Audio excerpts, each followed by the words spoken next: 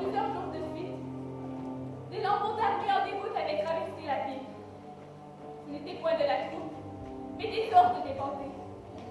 Les hommes avaient la barbe longue et sale, des uniformes en guenilles. Ils marchaient d'une allure molle, sans drapeau, sans régiment. Des coups allaient envahir moi. La vie semblait arrêtée. Les boutiques étaient closes, la rue muette. Quelquefois, un habitant, intimidé par ce silence, filait rapidement le long des murs. L'angoisse de l'attente faisait désirer la venue de l'ennemi. Plusieurs avaient de gros intérêts engagés au havre que l'armée française occupait. Ils voulurent tenter de bannir ce port en allant par terre à Dieppe où ils s'embarquèrent. Donc une grande diligence à 4 chevaux fut retenue pour ce voyage, et 7 personnes furent inscrites chez le voiturier. On résolut de partir un mardi matin, avant le jour, pour éviter tout rassemblement. Cette diligence était sûrement la dernière qui quitterait Rouen. Tous appréciaient cette chance. À 4h30 du matin, les voyageurs se réunirent dans la cour de l'hôtel de Normandie où ils s'embarqueraient en voiture. Ils étaient encore tous près du sommeil et grelottaient de froid sous leur couverture. On se voyait mal dans l'obscurité, et l'entassement des lourds vêtements d'hiver faisait ressembler tous ces corps à des curés obèses dans leurs longues soutanes. J'emmène ma femme. J'en fais autant. Et moi aussi. Nous ne reviendrons pas à Rouen, et si les Prussiens approchent du Havre, nous gagnerons l'Angleterre, s'ils le font. Pourquoi ne montez-vous pas dans la voiture?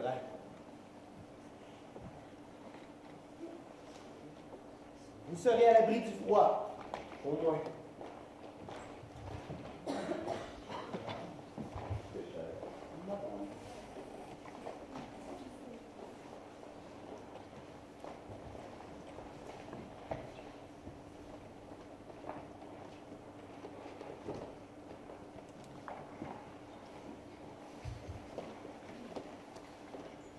La voiture avançait lentement, à tout petits pas. Les roues s'enfonçaient dans la neige, et le coffre entier gênait avec des craquements sourds. Dans la voiture, on se regardait curieusement, à la triste clarté de cette aurore. Tout au fond de la voiture, aux meilleures places, sommeillaient, l'un en face de l'autre, Monsieur et Madame Loiseau, les marchands de vin en gros de la rue Grand-Pont. Ils vendaient à très bon marché de très mauvais vins, et passaient pour de véritables filous. Près d'eux se tenait M. Carré-Lamadon, homme considérable, riche propriétaire de 3 filatures, et Mme Carré-Lamadon, beaucoup plus jeune que son mari. Cette dernière, toute jolie, toute mignonne, pelotonnée dans sa fourrure, regardait d'un air lamentable l'intérieur lamentable de la voiture. Leurs voisins, le comte et la comtesse Hubert de Bréville, portaient quant à eux un des noms les plus anciens et les plus nobles de Normandie. La fortune de Bréville, tout en bien fond, atteignait, disait-on, 500 000 livres de revenus. Ces 6 personnes formaient le fond de la voiture. Le côté de la société, rentée, sereine et forte. Les honnêtes gens autorisés, qui ont de la religion et des principes. Au milieu de cette belle société, une femme attirait les regards de tous. Cette dernière, fille aux mœurs légères, était célèbre par son embonpoint précoce qui lui avait valu le surnom de boule de suif. Aussitôt qu'elle fut reconnue, les chuchotements coururent parmi les gens de Je me félicite d'un voyage en aussi bonne compagnie. Plaît-il, monsieur? Alors, ne la reconnaissez-vous donc pas? Oh, mais n'est-ce pas cette fille publique, cette boule de suif? Parfaitement. Voyager avec une prostituée. Mais où s'en va la France, je vous le demande. Ça vous gêne? Moi? Non. Mais c'est les dames que cela pourrait gêner. Vous voyez, mesdames, c'est qui est tout au fond. Ah, n'est-ce pas cette fille roussée, cette boule de suif? Parfaitement. Mais pourquoi elle appelle-t-on boule de suif? C'est quand même un drôle de nom. Ceux qui lui ont donné étaient de drôles de gens. Elle a peut-être perdu de sa graisse, mais elle en a conservé le surnom. C'est une honte publique, une dépravée, une prostituée. La voiture avançait si lentement qu'à 10 heures, on n'avait pas fait 4 lieues. On commençait à s'inquiéter car on devait déjeuner à Toth. Et l'on désespérait maintenant d'y parvenir avant la nuit. Chacun guettait pour apercevoir un cabaret sur la route. L'appétit grandissait et troublait les esprits. Décidément, je sens rude creux dans l'estomac. Je paierai 1000 francs pour un jambonneau. Allons, du calme, mon ami. Le fait est que je ne me sens pas bien. Comment ai-je pu ne pas songer à apporter des provisions? Je me faisais justement le même reproche. Est-ce bête de partir en voyage de cette façon? Si on était sur un bateau, on mangerait le plus gras d'entre nous. Tout le monde souffrait depuis longtemps. Le violent besoin de manger, augmentant toujours, avait tué les conversations. Au-dessus, après plusieurs hésitations, ouvrit un large panier couvert d'une serviette. Tous les regards étaient tendus vers elle. Puis, l'odeur se répandit, élargissant les narines, laissant venir aux bouches une salive abondante et une contraction douloureuse de la mâchoire. À la bonne heure, madame a eu plus de précautions que nous. Il y a de ces gens qui savent toujours penser à tout. Vous en désirez, monsieur? C'est dur de jeûner depuis le matin. Mais allez, prenez. Ma foi, franchement, je ne refuse pas. Je n'en peux plus. À la guerre comme à la guerre, n'est-ce pas, madame? Si vous en désirez, il nous fera plaisir de partager avec vous tous. Non. Les bouches s'ouvraient et se fermaient sans cesse, avalaient, mastiquaient, engloutissaient férocement. Parbleu, dans des cas pareils, tout le monde est frère. L'essence même de la charité chrétienne. Nous acceptons avec reconnaissance, mademoiselle. Le panier fut vidé. À 7, on avait tari sans peine, regrettant qu'il ne fût pas plus grand. L'on pouvait manger les provisions de cette fille sans lui adresser la parole. Donc, mesdames de Bréville et Carré Lamadon, qui avaient un grand savoir-vivre, firent les premiers pas. Encore une fois, merci, cher ami. Mais dites-nous, mademoiselle, ce qui vous oblige à laisser vos occupations à Rouen. J'ai d'abord cru que je pourrais rester, mais quand je les ai vus, ces Prussiens, ce fut plus fort que moi. Je les regardais de ma fenêtre, ces gros porcs avec leurs casques à poing. Et ma bonne me tenait les mains pour m'empêcher de leur lancer mon mobilier sur le dos. Puis, il en est venu pour loger chez moi. Alors j'ai sauté à la gorge du premier et je leur ai terminé celui-là qui m'avait pas tiré par les cheveux. Enfin, après cela, il a fallu me cacher. Et quand j'ai trouvé l'occasion, je suis partie et me voici. Bravo, mademoiselle. Vous faites honneur à notre mère patrie. Des petits points de feu parurent en avant sur la route. C'était top! On avait marché 11 heures en plus des 2 heures de repos, laissé aux chevaux pour manger l'avoine et essouffler un peu. On entra dans le bourg et on s'arrêta. La portière s'ouvrit. Soudain, une voix fit tressaillir tous les voyageurs, celle d'un officier allemand. Devant l'auberge, se tenait en pleine lumière un officier allemand, un grand jeune homme excessivement mince et brun, serré en son uniforme comme une fille en son corset. Voulez-vous descendre, messieurs, dames, et allez m'attendre dans l'auberge? On entra dans la vaste cuisine de l'auberge et l'Allemand, étant fait présenter une autorisation de départ, signée par le général en chef, et où étaient mentionnés les noms et le signalement des professions de chaque voyageur, examina longuement tout ce monde. Alors on respira. On avait faim encore. Le souper fut commandé. Une demi-heure était nécessaire pour la prêter, pendant que 2 servantes avaient l'air de s'en occuper. Le patron de l'auberge parut lui-même.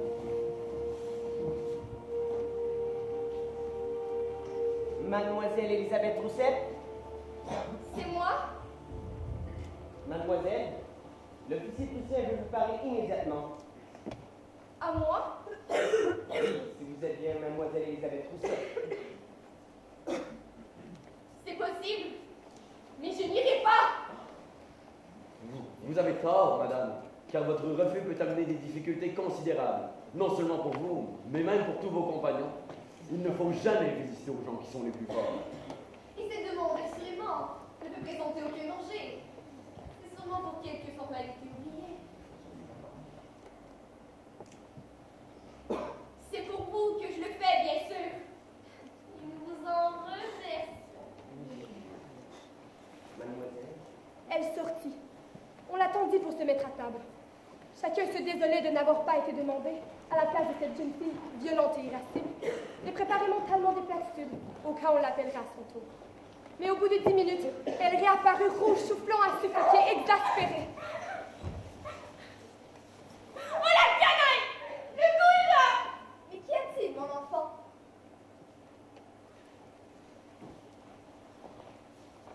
Je ne peux pas en parler. Cela ne vous regarde pas. Une bonne nuit de sommeil nous fera à tous le plus grand bien. Oui, nous sommes brisés de fatigue. Allons tous au lit.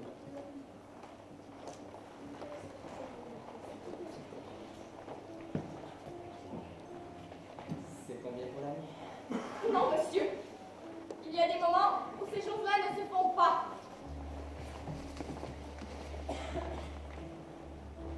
M'aimes-tu, chérie? Oh, Gustave.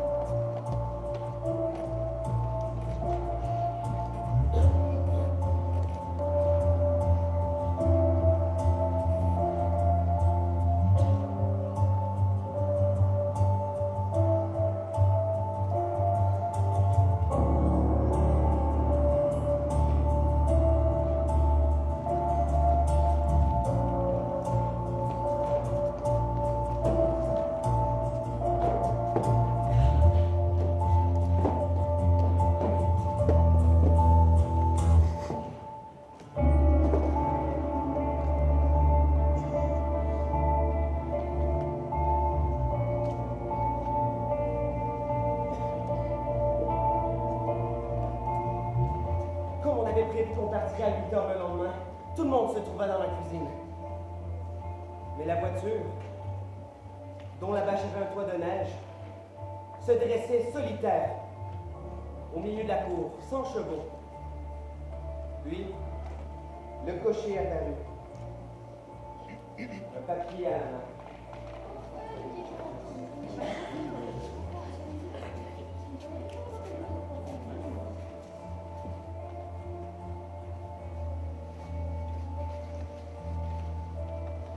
Ne vous avait-on pas donné l'ordre d'atteler pour 8 heures? Oui, mais on m'en a donné un autre depuis. Lequel? Celui de ne pas atteler du tout. Et qui vous a donné cet ordre, jeune homme? Ma foi, l'officier prussien. Mais pourquoi? Je n'en sais rien. Allez lui demander vous-même. Moi, on me défend d'atteler, je n'attelle pas, voilà. Quelle pertinence! Est-ce que Hubert vous a demandé cela? Non, monsieur. C'est l'aubergiste qui m'en a donné l'ordre de sa part. On peut lui croire l'officier, mais cela s'appellera impossible, dit qu'il ne soit dans l'hiver. L'aubergiste seul est autorisé à lui parler pour les affaires. Alors on attend. La tension montait au sein du petit groupe de voyageurs. Et Boule de Suisse semblait malade et prodigieusement troublé. Puis, les trois hommes décidèrent d'aller parler à l'officier, histoire de tirer clair cette impasse.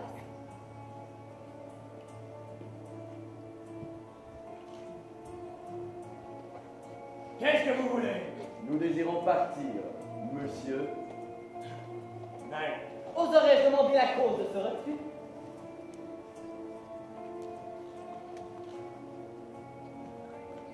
parce que je n'aimais pas. Je vous ferai respecter. Parce que je n'aimais pas! Descendez! L'après-midi fut lamentable. On ne comprenait rien à ce qu'accuse allemand. Et les idées les plus singulières troublaient les têtes. Tous se tenaient dans la cuisine et l'on discutait sans fin, s'imaginant des choses invraisemblables. Peut-être voulait-on les garder comme otages, mais dans quel but? Ou les amener prisonniers? Ou plutôt leur demander une rançon considérable? À cette pensée, une panique les affola. Puis, l'aubergiste parut. L'officier prussien fait demander à mademoiselle Elisabeth Rousset si elle n'a toujours pas changé d'avis. Vous lui direz à cette crapule, à ce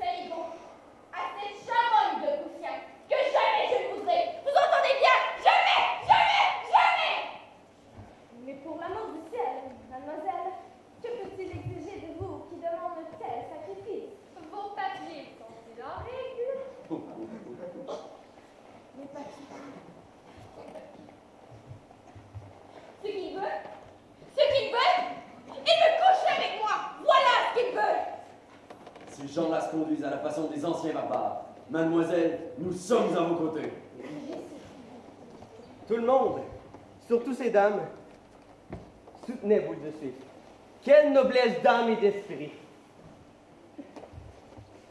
Mais le lendemain, la nuit qui porte conseil avait un peu modifié les jugements. On en voulait presque maintenant à cette fille de ne pas avoir été trouvée secrètement le Prussien, afin de ménager au réveil une bonne surprise pour ses compagnons. Elle aurait pu sauver les apparences en faisant dire à l'officier qu'elle prenait en pitié leur détresse. Pour elle, ça c'est peu d'importance. On ne peut exiger d'une femme un sacrifice aussi pénible. Il doit venir d'elle-même. Et si on s'enfuyait à pied?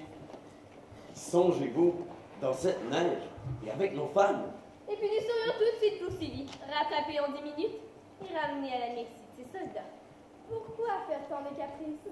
Moi, qui ai connu beaucoup d'officiers dans ma jeunesse, je peux vous dire que celui-là n'est pas si mal. Et si nous proposions à l'officier de garder boule de suif, seul, et de nous laisser partir? Nous n'allons pourtant pas mourir de vieillesse ici. Puisque c'est son métier à cette gueuse de faire ça avec tous les hommes, eh bien je crois qu'elle n'a pas le droit de refuser l'un plutôt que l'autre. Et aujourd'hui, qu'il s'agit de nous tirer l'embarras, elle fait la mijaurée, cette morveuse. Moi, je trouve qu'il se comporte très bien, cet officier. Il est peut-être vu depuis longtemps, et nous étions là, 3 qu'il aurait sans doute préféré. Mais non, il se contente de celle à tout le monde. Vous croyez qu'il pourrait exiger de nous mettre à sa disposition? Mais songez donc, il est le maître. Il n'avait qu'à dire « je veux ». Il pouvait nous prendre avec ses soldats. Mais il ne l'a pas fait, puisque nous sommes des femmes respectables. Ah, il faudrait la décider. Quel garde! Tout ça parce qu'il s'agit de l'ennemi. Dans ce métier, il n'y a pas d'ennemis, il n'y a que des clients. On prépara longuement le blocus. Comme pour une forteresse investie. On régla le plan des attaques, les ruses employées et les surprises de l'assaut pour forcer cette citadelle vivante à recevoir l'ennemi dans la place. Chacun convainc du rôle de les arguments dont il s'appuie, des manœuvres qu'il devrait exécuter.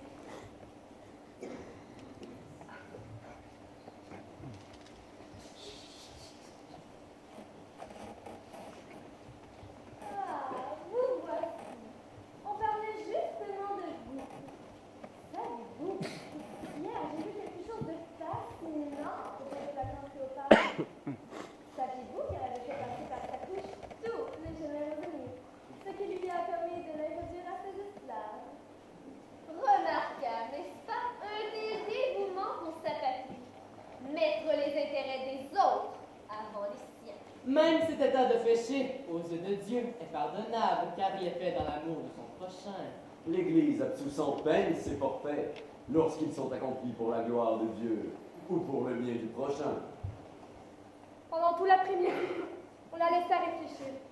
Mais au lieu de l'appeler mademoiselle, comme on l'avait fait jusque-là, on lui disait froidement madame, sans que personne ne sût bien pourquoi. Comme si l'on avait voulu la faire descendre de degré dans le style qu'elle avait escaladé. Faire sentir sa situation honteuse. L'officier prussien fait demander à mademoiselle Elisabeth Rousset si elle n'a point encore changé d'avis.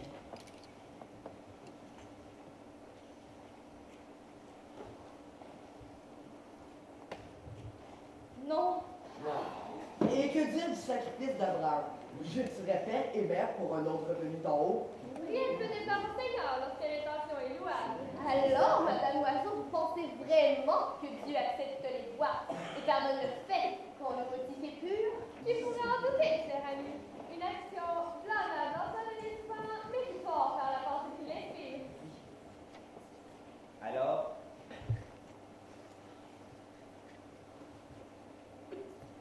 Non. Ça suffit! C'est Gabi! Non, Joséphine! J'en ai plus cassé de cette gueuse! Ainsi, vous préférez nous laisser pourrir ici, plutôt que de consentir à une de ces complaisances que vous avez eues si souvent au cours de votre vie. Un de plus ou un de moins entre vos cuisses. Quelle différence!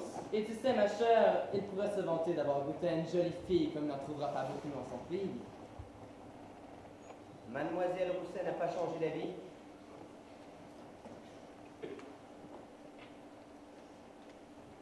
Oui. Ça perd pas perdre. Je paye du champagne si l'on en trouve dans l'établissement. Alors, mon ami, une folle dépense par des femmes vaut-il pas mieux se réjouir de la fin de notre détention? Je suis tout à fait votre avis, Chacon. Laissez-nous donc l'honneur de partager la note avec vous. Partager la note? Allons, Mais- monsieur le comte, un homme de votre rang, de votre stature et de votre fortune ne peut se soucier d'une bagatelle comme celle-ci. C'est dommage de ne pas avoir de piano, parce qu'on pourrait facilement faire un quadrille.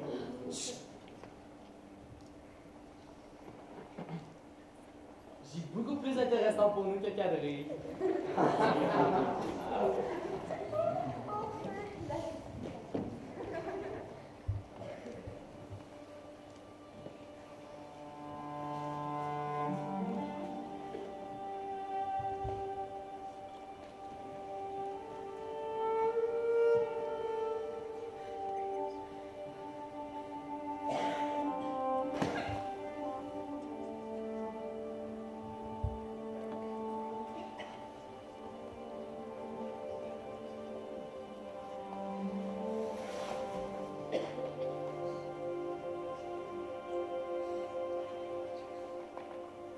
Voilà.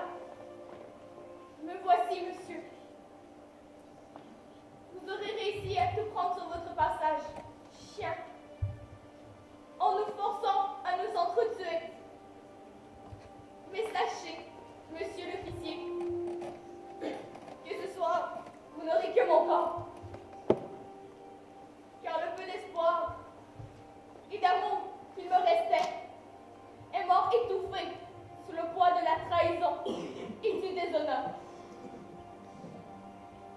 Il ne s'agit que de ma défaite, mais jamais de votre victoire. Une putain se couche au nom de la France pour sauver une France qui se couche.